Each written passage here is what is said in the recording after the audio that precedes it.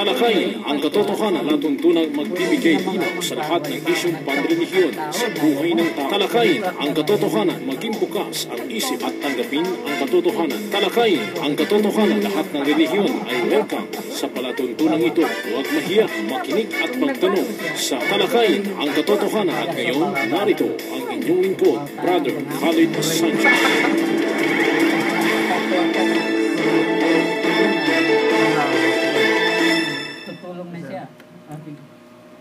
O kayong mananampalataya, magsiyuko kayo at magpatirapa at sambahin ang inyong Panginoon at magsigawa ng kabutihan upang kayo ay magsipag tagumpay.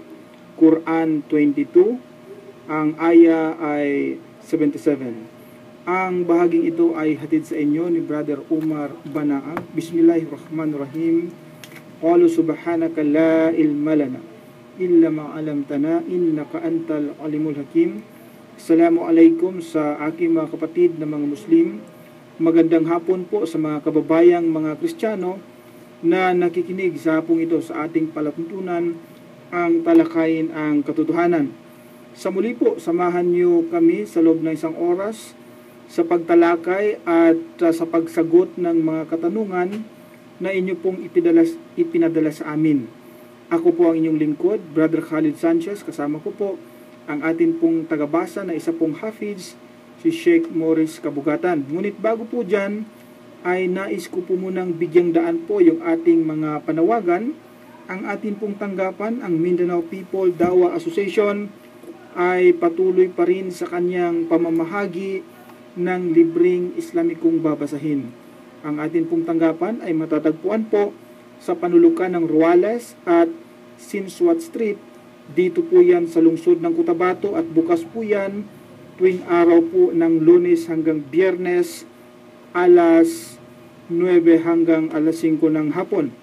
Yan po ay sa harap lamang ng Cotabato City State Polytechnic College. At ang atin pong branch naman ay matatagpuan sa Notre Dame Avenue. Yan po ay sa harap ng Notre Dame University. Dito po yan sa Cotabato City. Kaya po aming iniimbitahan yung atin pong mga kababayang mga Kristiyano na dumalaw po sa ating iba't ibang tanggapan, saliksikin po ang Islam upang sa ganon tayo ay magkakaroon ng tamang kaalaman patungkol sa pananampalatayang Islam. At sa mga nais naman pong sa mga taga-subaybay ng ating palatuntunan, ito pong ating pangradyong palatuntunan ay maaari na rin pong makita sa youtube.com. Ang gagawin po lamang ay i-type or i-search po yung aking pangalan, Khalid Sanchez. Doon po ay inyong makita ang iba't ibang paksa na atin pong tinalakay dito sa ating palatuntunan sa radio. Paki-like na rin po yung ating Facebook page na Bro Khalid Sanchez. At sa mga nais pong maging bahagi ng ating palatuntunan, maaari po kayong magpadala ng inyong mga katanungan. Ang ating pong hotline ay 0915-5063-652. Ulitin ko po, 0915-5063-652. Isa pa, 0915-5063-652. Binabati ko nga po pala yung atin pong mga tagapakinig, lalong-lalo na kay Brother Omar Banaag, si Sister Prislin Sardoncillo po ng Hong Kong at kay Brother Ibrahim Mendez. Okay ka na, Sheikh, no? Alhamdulillah. So kasama natin ang ating magiting na tagabasa po ng ating maluwalhating Quran, si Sheikh Morris Kabugatan. Siya po ay isang hafiz. Yan po kagandahan, no? Kapag ang isang Quran o isang kapahayagan ay memoryado sa ulado, sigurado pong ito ay mananatiling ma-preserve. Katulad ng Quran, ito po ay na-preserve sa mahabang panahon, mahigit 1,400 years ago ang nakalipas. Ngunit walang nabago, walang naidagdag, walang naibawas sapagkat ito po ay na-preserve sa pamamagitan ng pag-memorize ng mga Muslim. Okay, Unang katanungan po mula kay Brother Jamil Amira Ronnie Daguplo sa Facebook po ito siya. Sabi niya, Brother, Assalamualaikum. Waalaikumsalam, rahmatullah. Tanong ko lang kung bawal po ba ang magpakasal sa patay na? Tulad ng mga napapanood sa TV, kamamatay lang, pinakasalan. Oh, tama naman, Sheikh, no? Minsan nga, merong mga pag-ibig na parabagang sabi nila ay pang forever. Abay, ikaw ba naniniwala sa forever? Sabi nila, forever daw, kaya kahit patay na ay pinapakasalan ang mga patay, Sheikh, no? Kaya napatanong itong ating kapatid na ito kung pwede ba itong magpakasal sa patay. Alam niyo po, maliwanag po ang utos sa atin ng dakilang tagapaglikha sa ating maluwalhating Quran. Ang sabi po ay, asawahin niyo yung mga babae, hindi yung mga babaeng patay. Yung mga babaeng buhay, Sheikh, di ba? Ito po sa chapter 4, Surah An-Nisa, ganito po ang sinasabi, Iqra. أعوذ بالله من الشيطان الرجيم بسم الله الرحمن الرحيم وإن خفتم ألا تقسطوا في اليتامى فانكحوا ما طاب لكم من النساء فانكحوا ما طاب لكم من النساء مثنى وثلاث ورباع فإن خفتم ألا تعدلوا فواحدة أو ما ملكت أيمانكم ذلك أدنى ألا تعولوا. Ganito po sa kanyang pinakamalapit na kahulugan. At kung kayo ay nangangamba na kayo ay hindi makagaganap na maging makatarungan sa mga ulila, kayo, ito na, ay magsipag-asawa ng kababaihan na inyong mapupusuan. Ang sabi, Sheikh, mag-asawa ka ng mga kababaihan. Buhay yan. Hindi mga patay ang asawahin mo, kundi mga buhay, no? Mga kababaihan na inyong mapusuan. Sabi pa nga niya, 2 o 3 o 4. Datapwat kung kayo ay nangangamba na kayo ay hindi makagaganap na maging makatarungan, kung gayon ay mag-asawa lamang ng isa. O kung ano ang angkin na inyong kanang kamay, ito ay higit na angkop sa inyo upang kayo ay hindi mabulid sa kawalang katarungan. Maliwanag ang utos, mag-asawa doon sa mga buhay, hindi sa mga patay.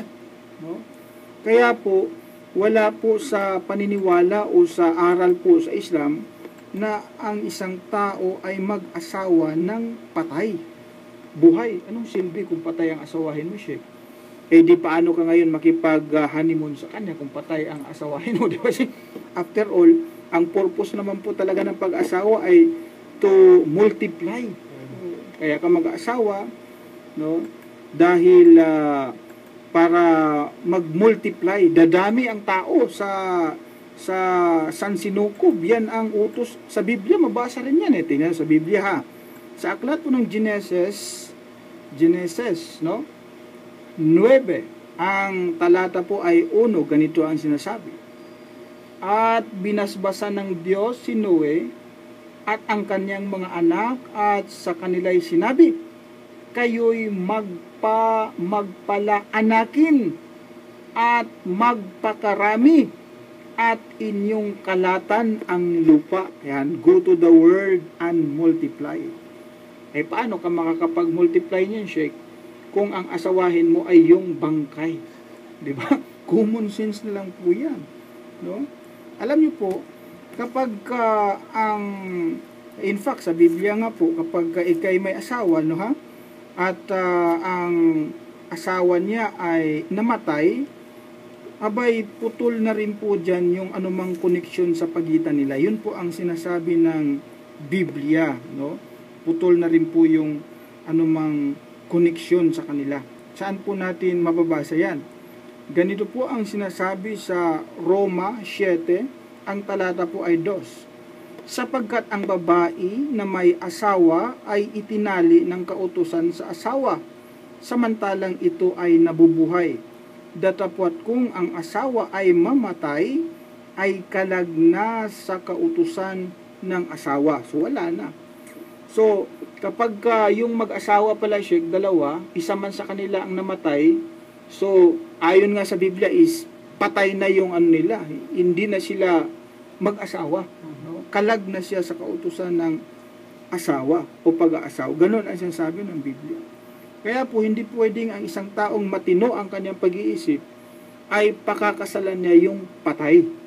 Kahit niya gaano kamahal ito, kahit na siya naniwala ng forever. Wala nga talagang forever sa kanila, namatay nga siya. No? So, sa Islam po, wala pong ganyang utos. Yan po ay bawal. No? Kasi ang utos ay ang asawahin, ang buhay. No? So, hindi patay. Okay, yun po ang aming kasagutan. Texter 092658 Salam bro. Waalaikumsalam rahmatullah. Tanong ko lang ulit yung tamang pagsamba ni Kristo na yumuko. Okay. Ang tanong ni Sheikh ay ang tamang pagsamba ni Kristo na yumuko. Alam mo kapatid na nagtanong, yung tamang pagsamba na sinasabi mo, hindi lamang si Kristo ang gumagawa niya, no? Kundi yan ay utos ng dakilang tagapaglikha na yumuko, magpatirapa, no? Utos ng dakilang tagapaglikha sa mga mananampalataya. Ganito po ang sinasabi sa chapter 22 ng Quran. Ang aya po ay 7:7, yung binasa natin kanina yan, no? Iqra. أعوذ بالله من الشيطان الرجيم يا أيها الذين آمنوا اركعوا واسجدوا واعبدوا ربكم وافعلوا الخير لعلكم تفلحون. Ganito po sa kanyang pinakamalapit na kahulugan. O kayong mananampalataya, magsiyuko kayo. Ayan, Sheikh, hindi lang para sa ito kay Kristo, sa lahat ng mananampalataya, pati si Kristo. Magsiyuko kayo at magpatirapa at sambahin ang inyong Panginoon at magsigawa ng kabutihan upang kayo ay magsipagtagumpay. Dito palang pagyuko, pagpatirapa, ito palang pagdasal, pagsamba natin sa dakilang tagapaglikha, Sheikh, sa Allah, ito pala ay magbibigay sa atin ng tagumpay. No? Now, si Kristo po, ayon sa Biblia, Sheikh, ang paraan ng kanyang pagsamba ay hindi lamang pagyuko siya, kundi ito ay pagpapatirapa. Yun po ang ginagawa ni Kristo ayon sa Biblia. Tingnan niyo po, sa Mateo 26, ang talata po ay 39, ganito po ang mababasa natin. At lumakad siya sa dako paroon, at siya'y nagpatirapa at nanalangin. Si Kristo daw, Sheikh, nung siya ay nanalangin, sa makatuwid siya ay nagdasal, ang sabi po sa Biblia, siya raw ay nagpatirapa. Ganon-ganon nga ang ginagawa ng mga Muslim sapagkat yun talaga ang utos ng dakilang tagapaglikha sa mga mananampalataya na magpatirapa. Alam niyo, Sheikh, hindi lamang si Kristo ang gumawa niyan sa Biblia na siya ay nagpatirapa, no, sa pagsamba sa nag-iisa at tunay na Diyos na si Allah. Maging sa panahon pa ni Abraham, maging si Abraham ay nagpatirapa din siya bilang kanyang pagsamba sa Diyos. Tingnan niyo po, Genesis 17, ang talata po ay 3, ganito ang sinasabi. At nagpatirapa si Abraham at ang Diyos ay nakipag-usap sa kanya na sinasabi. Tingnan mo, Sheikh, paraan ng pag-utos at pakipag-usap pala nung kapanahonan ni Abraham ay itong nagpatirapa si Abraham. No? Ganoon naman talaga kapag isang tao ay nagdarasal, inuusal niya ang kanyang dasal, of course, siya nakikipag-usap sa dakilang tagapaglikha. So, hindi pala bago para sa ating mga Muslim itong pagpapatirapa na ginawa ni Kristo. Dahil maging si Abraham, ginagawa niya ang pagpapatirapa.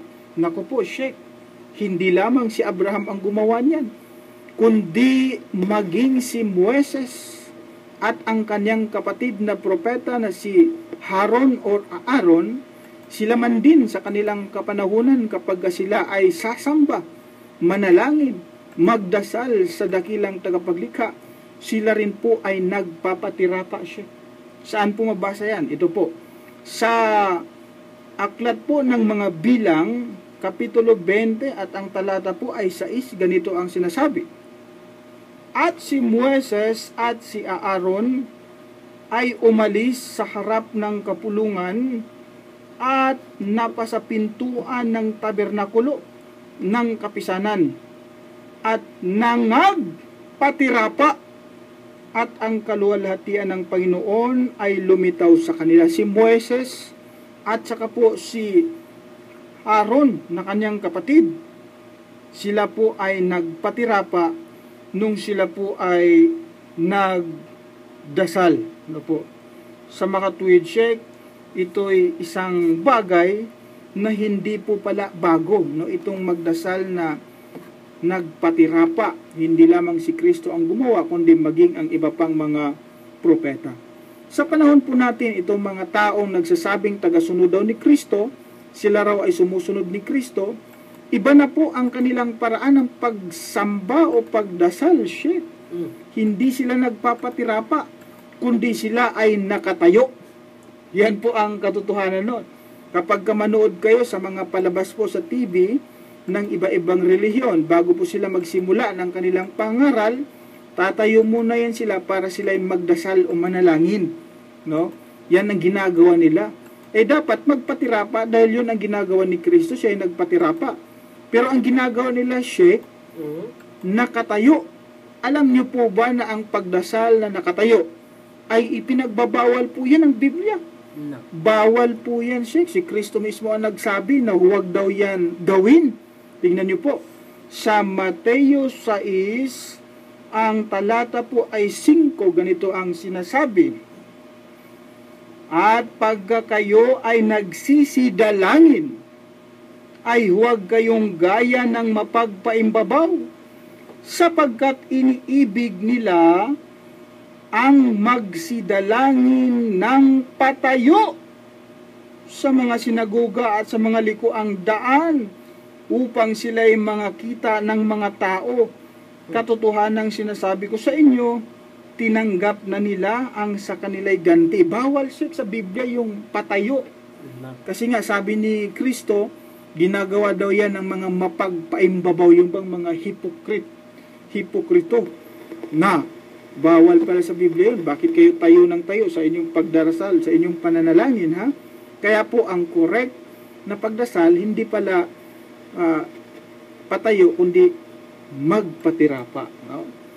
Katulad ng ginagawa natin na tayo ay nagpapatirapa. Yun po ang aming kasagutan sa isang kapatid po natin na nagtanong. Punta tayo, Sheikh, sa tanong ng Iglesia ni Cristo, si Richard Reblora. Sinugo po ng Diyos ang ating propeta Jesus dahil mali ang pagkakaintindi ng Jewish sa Old Testament, pero yung nabubuhay po si Jesus, bakit nagbautismo siya sa Jewish at naging puno o mataas? Ayun, yun ang medyo complicated at marami yung mga punto na dapat sagutin doon sa kanyang tanong, Sheikh. No, ang unang tanong niya ay sinugo daw po. Ito ang simula ng tanong niya ay sinugo po ng Diyos ang ating propeta Jesus dahil mali ang pagkakaintindi ng Jewish sa Old Testament. Okay. Ganito po yan, kapatid na kabayang Richard. Si Kristo po sinugo dahil sa merong dalawa, no? Ito yung dalawang main purpose kung bakit sinugo si Kristo. Sa chapter 61 po, ang talata ay 6 ng Quran. Ito po yun, mababasa natin. Iqra. أعوذ بالله من الشيطان الرجيم وإذ قال عيسى ابن مريم يا بني إسرائيل إني رسول الله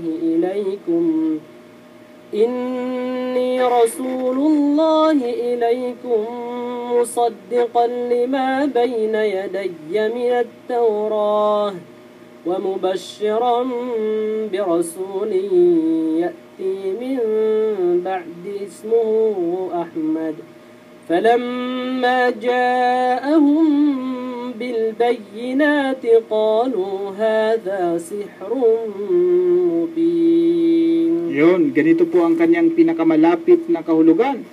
At alalahanin ng si Jesus, ang anak ni Maria ay nagbadya, o angkan ng Israel. Ako ay isang sugo ni Allah na ipinadala sa inyo na nagpapatotoo.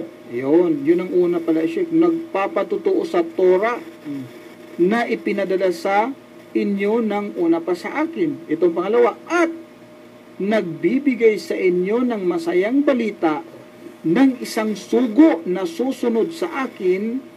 Ang pangalang itatawag sa kanya ay Ahmad. Dalawa pala siya, no? Main purpose.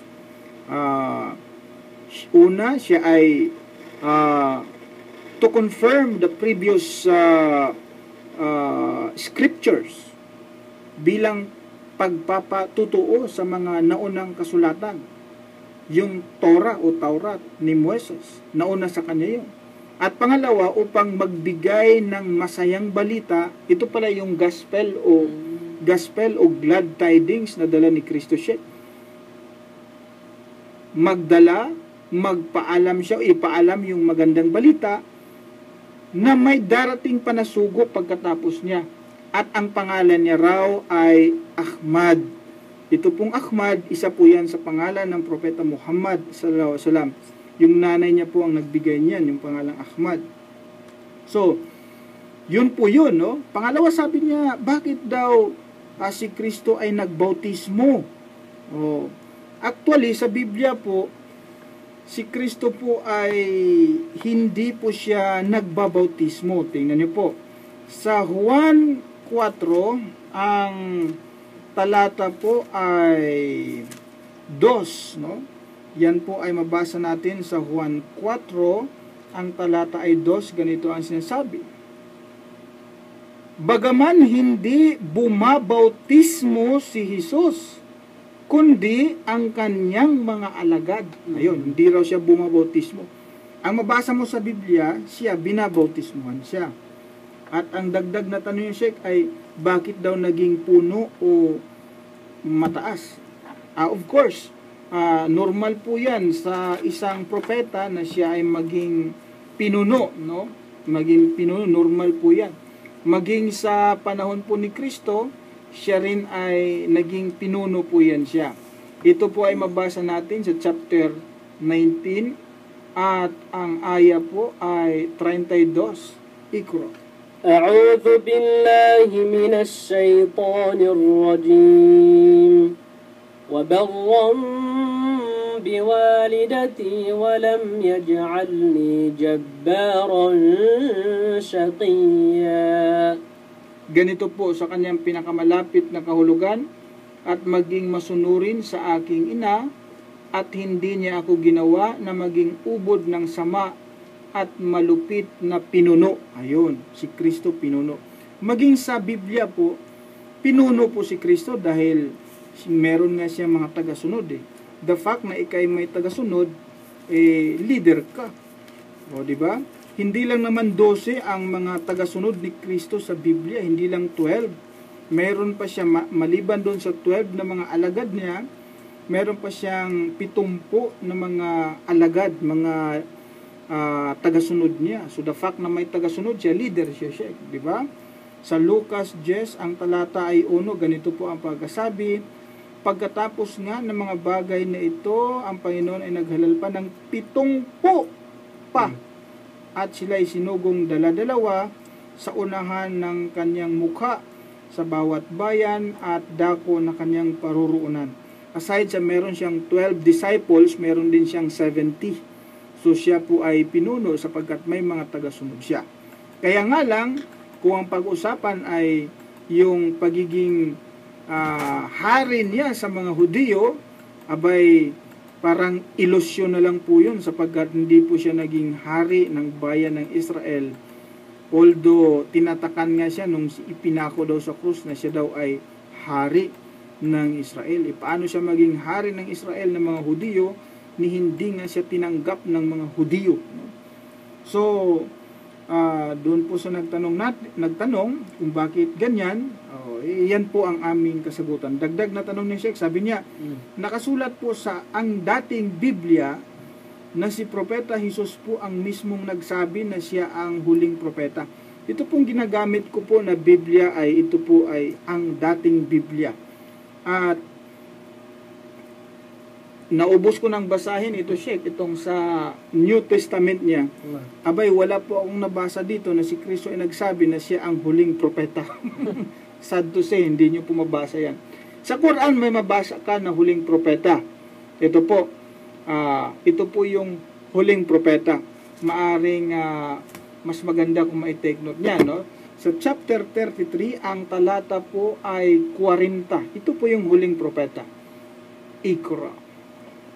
أعوذ بالله من الشيطان الرجيم ما كان محمد أبا أحد من رجالكم ولكن رسول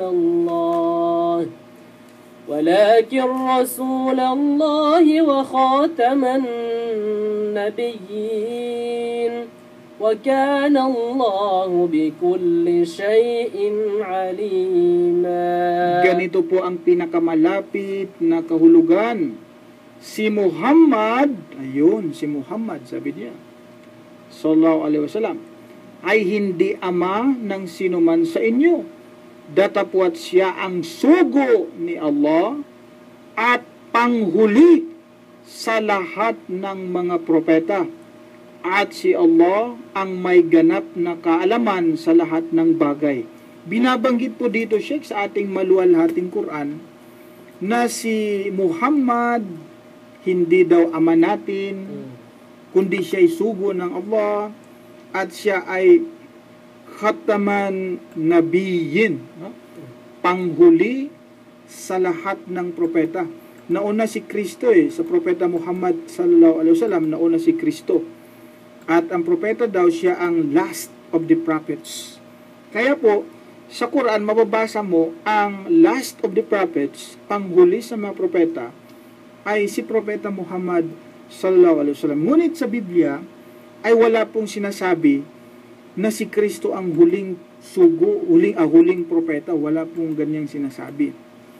In fact nga, kung balikan mo ang Quran, yung binasa nating talata kanina, Sheikh, abay sinasabi nga ni Kristo na pagkatapos niya mayroong susunod sa kanya, di ba? Sinabi ni Kristo pagkatapos niya may susunod daw sa kanya. Ito ang pangalan niya, si Ahmad, sabi niya. Wa mubashiran bir rasuli ya'ti min ba'di ismuhu Ahmad, sabi niya. At nagbibigay sa inyo ng masayang balita ng isang sugo na susunod sa akin, sabi ni Kristo. Susunod sa akin. Sa mga tweet, hindi si Kristo ang last. Dahil meron pang kasunod. Pagkatapos niya, may sumunod pa siya. Sabi ni Kristo, susunod sa akin, ang pangalan niya si Ahmad. Alam mo, maging sa Biblia mo, kabayang nagtanong, ay si Kristo nagsabi na meron ngang susunod sa kanya si Kristo nagsabi sa Biblia, may susunod sa kanya. Tingnan mo sa Juan 14, ang talata ay 16, ganito po ang sinasabi. At ako'y dadalangin sa Ama, at kayo'y bibigyan niya ng ibang mang-aaliw. Bibigyan pa, Sheikh, maliban sa kanya, meron pang isang darating upang siyang sumainyo magpakailanman. Kita mo, ang pangalan niya sa Biblia, Sheikh, ay tinawag siyang mang-aaliw. Di ba? Ay mang-aaliw. Sabi nga ni Kristo, Sheikh, kung hindi daw siya alis, itong mga aliw na ito, abay hindi ito darating. Ibig sabihin yan, mauna si Kristo, hindi pagkatapos niya yung mga aliw. Okay, hindi raw darating itong mga aliw kung hindi siya aalis, sabi ni Kristo. Ito po mabasa natin sa Juan 16, ang talata ay 7, ganito ang sinasabi. Gayon may sinasalita ko sa inyo ang katotohanan. Nararapat sa inyo na ako ay yumaon. Sapagkat kung hindi ako yayaon, ang mang-aaliw ay hindi paparito sa inyo. Ngunit kung ako'y yumaon, siya'y susuguin ko sa inyo. Ang sabi ni Kristo, kung hindi raw siya yayaon, hindi siya aalis, hindi raw darating ang isa pang sugo, yung mga aliw. Susuguin eh. So sabi ni Kristo, kailangan aalis ako. Dahil kung hindi ako aalis, hindi siya darating. Sa makatuwid, hindi si Kristo ang panghuli. Dahil meron pang susunod sa kanya. O, ang tanong na lang, sino yung mga aliw na yan? Ito po, sa 12 po ng Juan, ganito po ang sinasabi. Mayroon pa akong maraming bagay na sa inyo ay sasabihin. Juan 16:12 po yan. Ngunit ngayon ay hindi ninyo mga titiis. Gayon man ay may nagsalam. Kung siya, ayun, siya, ang Espiritu ng katotohanan ay dumating, ay papatnubayan niya kayo sa buong katotohanan, sapagkat hindi siya magsasalita ng mula sa kanyang sarili, kundi anumang bagay na kanyang maririnig, ang mga ito ang kanyang sasalitain at kanyang ipapahayag sa inyo ang mga bagay na magsisidating. Sa makatwid siya, ito'y isang propeta dahil magpapahayag siya ng mga bagay na darating. Prophet ito, no? Hindi ito espiritu talagang literal, kundi it is a prophet of truth. At ang propeta nga ay tinawag siyang Al-Amin, no? Isa, makatotohanan. Sa Biblia po, hindi lahat ng espiritu ay tumutukoy po sa yung walang laman at buto. Sa Biblia po, ang espiritu ay tumutukoy din sa propeta. Ano po ang patunay? Sa unang Juan 4, ang talata ay 1, ganito po ang sinasabi. Mga minamahal, huwag kayong magsipaniwala sa bawat espiritu, kundi inyong subukin ang mga espiritu kung sila'y sa Diyos, sapagkat maraming magsilitaw na mga bulaang propeta sa sanlibutan. Kaya nga sabi ng Biblia, subukin ang espiritu. Ibig sabihin, subukin ang propeta dahil maraming magsilitaw na mga bulaang propeta. So, ang punto po doon, sa Biblia po, hindi lahat ng espiritu ay tumutukoy sa walang buto at laman, kundi ito rin ay tumutukoy sa propeta. So, yung sinasabi po sa Juan 16, ang talata ay 16-12, ang tinutukoy po doon, no, ay propeta ng katotohanan. Sa Juan 17 pala, 16-12, prophet of truth, no? Espiritu ng katotohanan, propeta ng katotohanan. Now, sa punto pong yan, sa nagtanong po, maliwanag na hindi po si Kristo ang panghuli, o walang binabanggit ang Biblia na siya ang panghuli. In fact, meron pang susunod sa kanya, at maliwanag po na ito'y walang iba kundi ang Propeta Muhammad sallallahu alaihi wasallam na siyang khataman nabiyyin, panghuli po sa lahat ng mga propeta. Mula po kay Texter 0916-7192131. Ang nangyari po ba sa INC? Ngayon ay isang pagsubok sa kanilang katatagan? Tanong ni Sheikh tungkol sa INC. Alam mo ba ibig sabihin ng INC? Ito yung Iglesia ni Cristo. INC. Ang tanong niya ay, ito raw bang nangyari sa INC ay isa daw ba itong pagsubok sa kanila? Okay. Magandang katanungan po yan para po sa mga kaanib po ng Iglesia ni Cristo, na sana po ay malampasan nila itong isang krisis na dumating po sa kanilang relihiyon. Sasagutin ko ito ayon po sa Biblia para po hindi sila gaanong masaktan. Ito po ay naayon naman sa kung ano po ang sinasabi ng Biblia. Ang tanong po kasi sa akin ay, ito raw bang nangyari ngayon sa INC, itong mga issue na mga korupsyon, issue ng korupsyon, pangurakot, ganyan. Ito raw ba ay pagsubok sa kanila, sa kanilang relihiyon? Kasi yan nga ang bukang bibig ng mga miyembro nila, na sila ay nasa pagsubok o sinusubukan sila sa ngayon. Ang sagot ko po ay ganito. Ito po ay hindi pagsubok sa kanilang relihiyon, Sheikh, kundi ito po ay pagsisiwalat, pagbubulgar, ano pa ibang term, pagbubuking. Buking na ba? Kung ano talaga ang realidad o ginagawa dyan. Pagsisiwalat yan eh. Sa Biblia po, sa Mateo 10, ang talata ay 26, ganito ang sinasabi.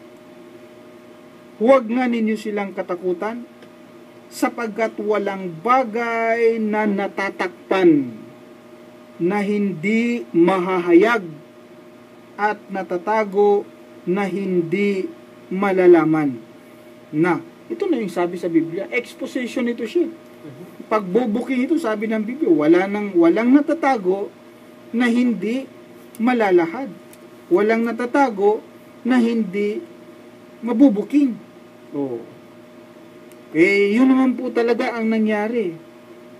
Korupsyon, suhulan. Ay di po ba yung kanilang hanay mula sa Pangulo, sa mga diakono, staff ng kanilang relihiyon, ay may pera dyan, may sahod ngayon sila, Sheikh. Yun man din talaga eh. Tingnan mo sa Biblia, ganito ang sinasabi. Mikas 3, ang talata ay 11, ganito po ang sinasabi. Ang mga pangulo niya ay nagsihatol dahil sa suhol na, at ang mga saserdote niya ay nangagtuturo dahil sa upa. Di ba may mga bayad yung kanilang mga ministro? At ang mga propeta niya ay nanghuhula dahil sa salapi. Gayon may sila'y sasandal sa Panginoon at magsasabi, hindi baga ang Panginoon ay nasa gitna natin? Walang kasamaang darating sa atin. Sa mga tweet, ginagamit pa ang pangalan ng Diyos. Sinasabi, nandito sa atin ang Panginoon. Pero ang katotohanan ay may pera po talaga. Garapalan actually kung titingnan mo, dahil si Kristo po sa kanyang panahon, maging sa panahon po ng mga alagad, abay, si Kristo Sheikh nagpapakadukha. Kahit na siya ay mayaman, siya po ay nagpapakadukha. Ang relihiyon po ngayon, ang Iglesia ni Cristo, sila po ay nagpapayaman, hindi nagpapakadukha, kundi nagpapayaman. Si Kristo po nagpapakadukha. Ano po ang patunay? Sa pangalawang Korinto 8:9, ganito po ang sinasabi. Sapagkat nalalaman ninyo ang biyaya ng ating Panginoong Hesukristo, na bagaman siya'y mayaman, gayon may nagpapakadukha dahil sa inyo, upang sa pamamagitan ng kanyang karukhaan ay magsipag-yaman kayo. Tingnan mo, Sheikh, ito palang si Kristo, abay, nagpapakadukha. Yung kanyang mga alagad man din noon, mga dukha din yun, mga mahihirap lang, naglalakad nga lang sila, Sheikh, kapag sila ay mga ngaral ng salita ng Diyos. Pero po itong mga nasa sinasabing kaanib po na Iglesia ni Cristo, pati po ang kanilang Pangulo, mapansin nyo po, abay, merong sariling inaarkilahang eroplano yan, Sheikh, kapag sila ay pupunta sa ibang lugar para mangaral. May eroplano na multi-billion ang halaga, ginagastos galing sa Allahu Akbar. Kaya nga po, hindi nagpapakarukha, kundi nagpapayaman. Tingnan niyo po, yung mga ministro, may mga sasakyan, no? Mga nakatira sa magagarang bahay, kumakain ng masasarap, may mga sahod, malaki ang sahod. Ngunit ang mga membro po ay mga dukha. Ang mga membro po ay chinilas, no? Sila po ay mahirap lamang. Kaya po, abay, hindi po katakataka na ma-expose ang tunay na ginagawa nila. Ito na nga, na-expose. Sabi nga ng Biblia, abay, wala pong naitatago dyan. No? Walang maitago. Talagang na-expose. Tingnan mo, Sheikh. Diba sila na rin ang nagkakagatan? Sila na rin ang nagsasakmalan. Tingnan mo, yung kapwa ministro, kinukontra na niya yung mga superior niya. Sila na, Sheikh. Tingnan mo, ganyan din ang sabi ng Biblia. Tingnan mo Galatia 5, ang talata po ay 15, ganito ang sinasabi. Ngunit kung kayo rin ang nangagkakagatan at nangagsasakmalan, magsipag-ingat kayo na baka kayo ay mangaglipulan sa isa't isa. Ayun. Yun din pala ang sinasabi ng Biblia. Tugmang-tugma po ang sinasabi ng Biblia dito po sa pangyayari sa kanilang relihiyon. Kaya po sa nagtanong kung ito ba ay pagsubok, abay, hindi po yan pagsubok. Yan po ay paglalahad, inilalantad na po ng dakilang tagapaglikha kung ano po ang realidad na nangyayari po sa relihiyong yaan. Korupsyon. Totoo naman po, maging sa maluwalhating Quran, ito po ang sinasabi sa chapter 9, ang talata po ay 34, Iqra. A'udhu billahi minash shaitanir rajim. يا أيها الذين آمنوا إن كثيرا من الأحبار والرهبان ليأكلون أموال الناس بالباطل ويصدون عن سبيل الله والذين يكنزون الذهب والفضة ولا ينفقونها في سبيل الله فبشرهم بعذاب أليم. Ang talatang yan ay hatid sa inyo ni Sister Donabil Gary. Ganito po ang pinakamalapit na kahulugan.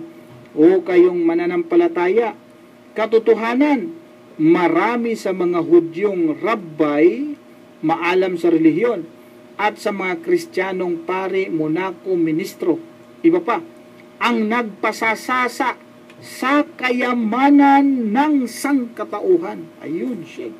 Yun talaga ang sinasabi, yun ang realidad Itong mga nasa katungkulan po ng relihiyon, sila po ay nagpakasasa sa kayamanan ng kanilang miyembro o sa pera ng kanilang miyembro. Kung ano-anong mga sinisingil sa kanilang mga abuluyan, kung ano-anong mga sinisingil sa kanila na mga koleksyon. Kawawa po yung mga miyembro, naglalakad, walang pera. Pero po yung kanilang mga ministro, yung kanilang matataas sa simbahan, abay, nakasakay po sa mga luxury car. At yung iba pa ay talagang sa jumbo Airbus na eroplano nakasakay, Sheikh. Mga multi-billion na halaga ng eroplano na ang sinasakyan. Allahu Akbar. Sa panahon po ni Kristo, abay siya'y nagpapakarukha nagpapakadukha, no? Sa kanyang pangaral po siya ay dukha. Pero sa panahon po natin, abay, ang mga mangangaral ay nagpapayaman. Nakasakay nga siya sa eroplano. Sarili daw yun. Iwan ko. No? Sarili ba talaga yun? O inarkilahan? Yun po ang kumakalat eh. No? Kaya po, abay, sa nagtanong po kung yun ba'y pagsubok, hindi po. Yan na po ay paglalahad kung ano talaga ang realidad na nangyayari. At, ayan, nakikita na natin, no? Kaya po, kung sa mga membro, kung ako'y membro ng Iglesia ni Cristo, abay mag-isip-isip na po tayo. Maghanap na po tayo ng ibang relihiyon na wala pong korupsyon. At makikita nyo po yan sa Islam. Kasi walang kita eh. Ito po ang relihiyong itinatag na hindi po naniningil sa kanyang membro ng abuluyan, ng ikapo, or ng yung tinatawag na mga kung ano-ano mga offering. Sa Islam po, meron pong tinatawag na zakat, pero hindi po yan binibigay doon sa simbahan. Yun po ay binibigay doon sa mga mahihirap, doon sa 8 uri ng mahihirap, no? 8 uri ng tao.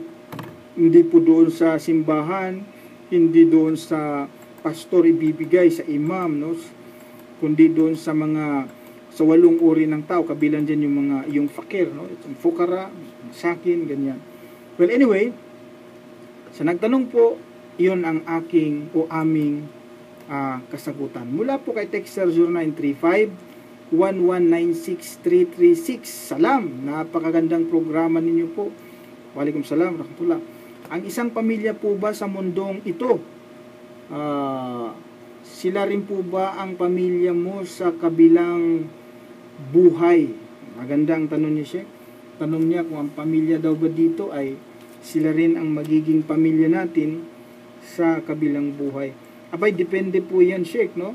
Kasi kung ang buong pamilya ay hindi naman ganun, hindi mananampalataya. Meron kasing isang pamilya na hindi lahat mananampalataya. So, depende po yan. No? Depende po yan. Ngunit basahin po natin ang sinasabi sa chapter 80 po ng Quran. Simulan natin, Sheikh, sa 33 hanggang sa 37 po. Ganito ang sinasabi. Iqra. A'udhu billahi minash shaytanir rajim. فإذا جاءت الصاخة يوم يفر المرء من أخيه وأمه وأبيه وصاحبته وبنيه لكل امرئ منهم يومئذ شأن يغنيه. Ganito po ang pinakamalapit na kahulugan. Magkagayunman, kapag sumapit na ang asakha, ang pangalawang pag-ihip ng tambuli sa araw ng pagkabuhay, ibig sabihin sa kabilang buhay ito. Sa araw na ito, ang tao ay tatakas sa kanyang sariling kapatid at sa kanyang ina at sa kanyang ama. Magkawatak-watak pala, Sheikh, no? At sa kanyang asawa at sa kanyang mga anak. Sa araw na ito, ang bawat tao ay mababahala lamang sa kanyang sarili at hindi makakapagbigay ng pansin sa iba. Kaya nga, depende po yan, no? Kasi magtakasan pala siya, kanya-kanya na ito, no? Tatakasan niya yung kanyang sariling ina, ama, kapatid, asawa, anak. Naku po, hirap nun, Sheikh, no? Sa ganung araw. Tapos ang bawat isa sa atin, walang ang iisipin na lang niya ay ang kanyang mismong sarili. Dadagdagan pa natin sa chapter 70 po yan ng Quran. Umpisa natin, Sheikh, sa 6 hanggang sa 11 po yan. Ganito ang sinasabi. Iqra. A'udhu billahi minash shaytanir rajim. Innahum yarawnahu ba'ida wa narahu qariba. يوم تقوم السماء كالمهل وتكون الجبال كالعهن ولا يسأل حميم حميما يبصرونهم يود المجرم لو يفتدي من عذاب يومئذ ببنيه. Ganito po ang kanyang pinakamalapit na kahulugan. Katotohanang napag-aakala nila na ang araw ay malayo sa pangyayari. Datapwat napagmalas namin na ito ay malapit na. Sa araw na ang kalangitan ay matutulad sa maruming langis na kumukulo, at ang kabundukan ay matutulad sa maninipis na himaymay ng lana. At walang kaibigan ang magtatanong sa isang kaibigan. Sila ay magkakatinginan sa isa't isa, alalaong baga sa araw ng muling pagkabuhay. Ang lahat ay makakakilala sa kanyang ama, mga anak at mga kamag-anak, datapwat siya ay hindi mangungusap sa kanila o hingi sa kanila ng tulong. Ang ninanais ng mga makasalanan, kriminal, walang pananalig kay Allah at sa kanyang sugo na si Muhammad, sa araw na yaon ay matubos niya ang kanyang sarili sa kaparusahan, na ang kabayaran ay kanyang mga anak. Grabe pala yung Sheikh, no? So doon po pala, magkakilala rin pala, no? Magkakasama-kasama rin. Of course, dahil nga araw ng araw na ng paghuhukom. So may diyan na yung araw ng pagbabayaran, di ba? Hindi naman yata tama na sa araw ng paghuhukom mabubuhay ka, Sheikh, tatayo kang muli mula sa libingan, tapos ang makasama mo yung mga negro na hindi mo nakasama buong buhay mo, no? Siyempre kung nagkasala ka sa kanila, kung hindi ka nagkasala sa kanila, paano magkabayaran? Ay mabubuhay ka, muli kang bubuhayin sa araw ng paghukom. Ang makakasama mo kung sino yung mga taong nakakasama mo dito sa mundo. Yun ang makakasama mo. Kasi maaring tayo ay nagkasala sa kanila, nakagawa ng kabutihan, so doon magbabayaran yon, no? Kita-kits pala doon, Sheikh, no? Matindi. Pero may mga pamilya po dito na hindi sila pamilya sa kabilang buhay. Kaya nga sa Biblia, Sheikh, yung magkakamag-anak sa Biblia, hindi yung magkadugo. Sa Biblia, hindi yung magkadugo ang magkakamag-anak. Tingnan mo. Sa Lucas 8, ang talata ay 21, ganito ang sabi. Datapwat siya'y sumagot at sinabi sa kanila, ang aking ina, si Kristo nagsabi daw siya, ang aking ina at ang aking mga kapatid ay itong nangakikinig ng salita ng Diyos at ginagawa. Yun sabi ni Kristo, yung aking ina, mga kapatid, yung mga nakikinig sa salita ng Diyos. Yun daw hindi nakinig, hindi ka mag-anak, hindi kapatid ni Kristo yun. No? Dahil sa kabilang buhay, magkakahiwa-hiwalay din po yan. No? So, talagang ganun din naman sa Quran natin siya, di ba? Ito po ang sinasabi, maging sa maluwalhating Quran, ang tunay po na magkakapatid, abay hindi rin sa dugo, Sheikh. Matindi, no? Kundi, saan ba? Sa chapter 9 po, ang talata ay 11, Iqra. أعوذ بالله من الشيطان الرجيم فإن تابوا وأقاموا الصلاة وآتوا الزكاة فإخوانكم في الدين ونفصل الآيات لقوم يعلمون. Sa kanyang pinakamalapit na kahulugan, datapwat kung sila ay magsisi at mag-alay ng sala o takdang pagdarasal ng mahinusay at magbigay ng zakah o katungkulang kawang gawa, kung gayon sila ay inyong mga kapatid sa pananampalataya. Faikwanukum fiddin. Yun pala, Sheikh, ang mga kapatid sa pananampalataya. Hindi sa dugo yun, di ba? Simple lang, sabi niya, kung magsisi, paintabo, kapag magsisi, mag-alay ng sala, tapos magbigay ng zakah, sila yung mga brothers in faith. So, ganun So yun po ang aming kasagutan sa nagtanong. Huling katanungan, Sheikh, mula kay Texter 966-5349-83008. Assalamualaikum bro. At sa lahat ng mga kapatid natin mga Muslim, ang awa at habag ng Allah ay sumaating lahat ng mga Muslim at sa mga kababayan nating mga Kristiyano. Tanong ko lang bro, ilan bang lahat ang sekta o grupo ng mga Muslim? Kagaya ng Shia, Sunni. Talaga naman Sheikh, no? Ang tanong niya ay ilan daw ba ang sekta? Well, ayon sa hadis ng propeta, maliwanag naman Sheikh, di ba? Sa hadis ng propeta Muhammad sallallahu alaihi wasallam, ang mga Hudyo ay mahati sa ilang sekta ba yun? 71, no? 71. At ang mga Kristiyano naman ay mahati sa 72. Sabi niya, itong aking mahati yan sa 73. Ngunit isa lang dyan ang maliligtas. Yung sumusunod sa kanya. Anyway, hindi naman problema Sheikh ang pagdami ng yung pagdami ng relihiyon, pagdami ng sekta, hindi yan big deal. In fact, hindi talaga yung problema Kung ako nga lang Sheikh ang mag-isip itong pagdami po ng iba't ibang sekta o relihiyon dito po sa ating mundo, ito po ay isang tanda na totoo ang Quran. Totoo.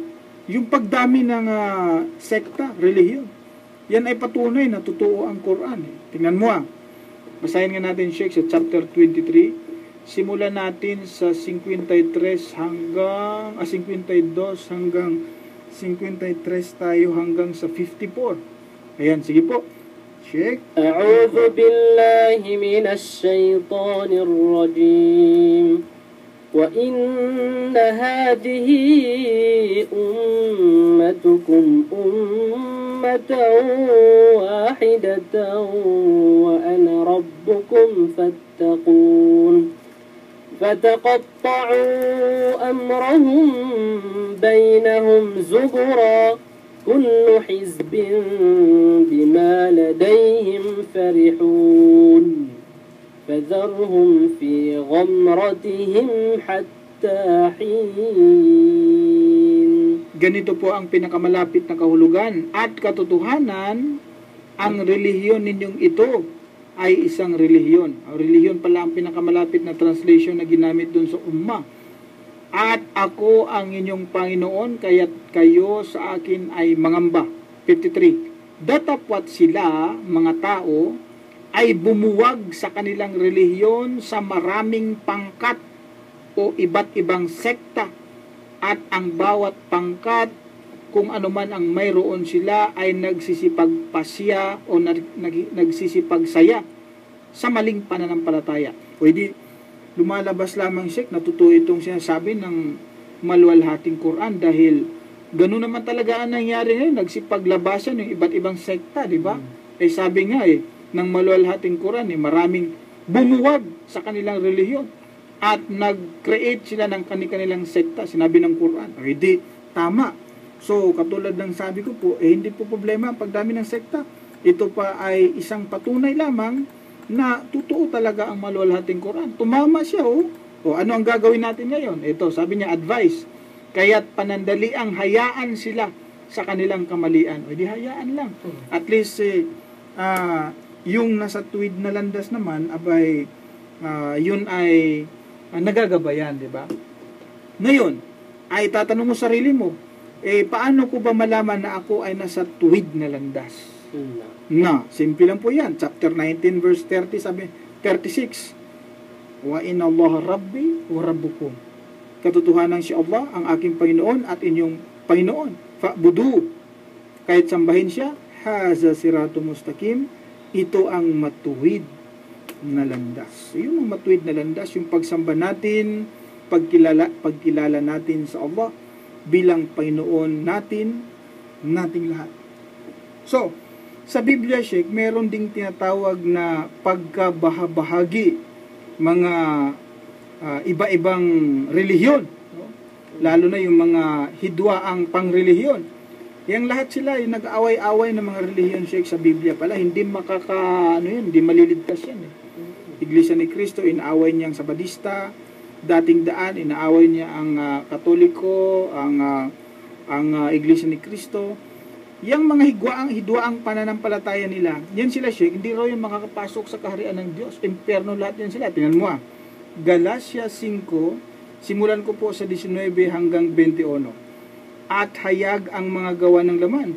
Sa makatwid ay ang mga ito, pakikiapid, karumihan, kalibugan, pagsamba sa Diyos-Diyosan, pangkukulam, mga pagtataniman, mga pagtatalo, mga paninibugho, mga pagkakaalitan, mga pagkakampi-kampi, mga pagkakabahabahagi, mga hidwaang pananampalataya, hidwaang pananampalataya, mga kapanaghilian, mga paglalasing, mga kalayawan, at ang mga katulad dito, tungkol sa mga bagay na ito, ay aking ipinagpapaunang ipaalala sa inyo, tulad sa aking pagpapaalala ng una sa inyo, na ang mga nagsisigawa ng gayong mga bagay ay hindi magsisipagmana ng kaharian ng Diyos.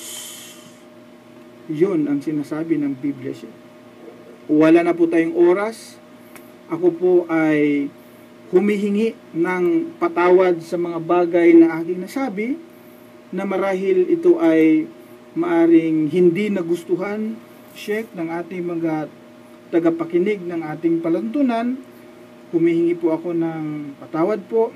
Ang akin po lamang ay ang maipaabot sa inyo ang katotohanan. Kung sakali po ito'y naging masakit, ako po ay humihingi ng patawad. Nawa po ay maging daan itong ating palantunan upang mabuksan yung ating isip kung ano po ba ang matuwid na relihiyon na dapat po nating aniban. Hindi po kami magsawa na ipaalam po sa inyo ang katotohanan at imbitahan po kayo sa pagsamba sa nag-iisa at tunay na Diyos.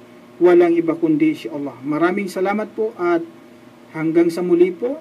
Sa mga nagtanong na hindi po nasagot ang mga tanong, abangan nyo po sa susunod na palantunan. Inshallah, yan po ay bigyan natin ng panahon. Ito po ang inyong lingkod, Brother Khalid Sanchez. Assalamualaikum warahmatullahi wabarakatuh.